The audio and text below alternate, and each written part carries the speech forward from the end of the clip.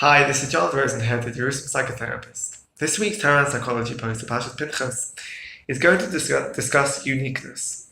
And we've discussed uniqueness in different times, in different videos, but in this one we're going to look at and try to appreciate the process that actually occurs when you're able to identify, connect with your uniqueness, you're able to express it, and the long-lasting impact and effect that actually has, both on you, for yourself and for others. So we get an insight into this process, and that comes from three different incidents from this week's parsha. Obviously, the first with Pinchos, the parsha being named after Pinchos, where he stood up when others didn't, when he acted when others didn't. And we can say, well, was this an act of rebellion? Why did nobody act? Was he supposed to just go with the flow of the rest of Am Yisrael that did not act? Did he act in the same way? Was he going against the flow of the river? Was he making himself separate and distinct? And this was, in a sense, seen as being extreme. Was it an act which sees him as a zealot, someone that sticks out? Or do we in fact get a different picture? We get an understanding that he was acting in the way that he should. He was standing up and acting because he identified the opportunity, and he understood that this unique opportunity and his unique qualities meant that he had to act. If nobody else was going to, it was obvious to him that this was the right thing to do. It wasn't an act of rebellion, certainly not. He was rewarded for it. He was acting in a sense based on an identification with and a recognition of his unique qualities to do what was right at the moment, when the moment called. Cometh the hour, cometh the man. That he was connecting with his unique qualities, expressing it, and we see the ramifications, how it helped the rest of Am Yisrael, how then there's even a parsha now named after him for eternity. He wasn't going against the flow of the river. Rather, he was understanding that he had his own unique flow that needed to be expressed. And so too with the Pinchos. They could have continued with the status quo of what the halacha said, that they were not entitled to a Yerusha.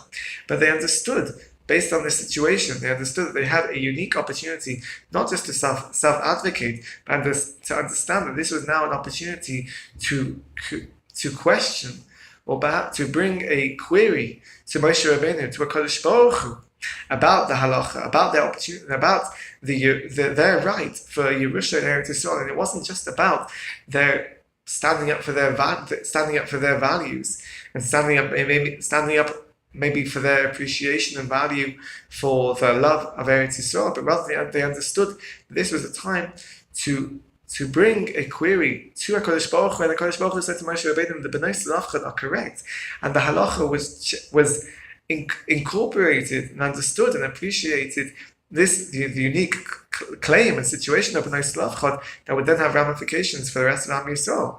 This was included within the Torah. And this was not an act of rebellion. It wasn't going against the flow of the river. It was going with the flow of the Torah. It was going with the flow of halacha, with the flow of Am Yisrael. But it was the Bnei Salafchad understanding that they had an opportunity to express their uniqueness, to give power to their unique flow of their personal river, that was able to then be an expression that had long-lasting and significant impact for the rest of Am Yisrael. And we see that also with Yehoshua. Yehoshua being appointed by Moshe Rabbeinu as the next leader. You could say that's just normal. That's a natural flow of the river, that the most devoted Talmud of Moshe Rabbeinu should become the next leader. Everything that he had learned from Moshe Rabbeinu can now be continued. That he could be an expression, a continuation of the leadership of Moshe Rabbeinu. Perhaps we could say it's a copy and paste. It's just a natural continuation of the flow of the river. But what we see with Yehoshua is that he was unique in his own way. He was a unique leader that had his own special, unique qualities.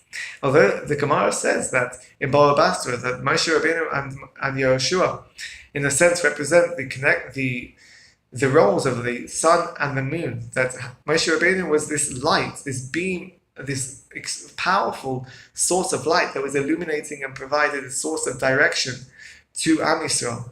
And Yehoshua was the moon. Perhaps he just reflected the light of Moshe Rabbeinu. He was just an extension, a continuation. But what we understand is no, he was a separate identity. He was a moon. He had a separate, distinct role. That he was actually a leader that had different requirements and different qualities. He was a leader not of a people that were slaves coming out of Mitzrayim and the people who lived in the desert, but rather he was a leader of a nation that entered into a land that was seeking a new path of structure and stability to inhabit a new land and to create a life of order under the Torah.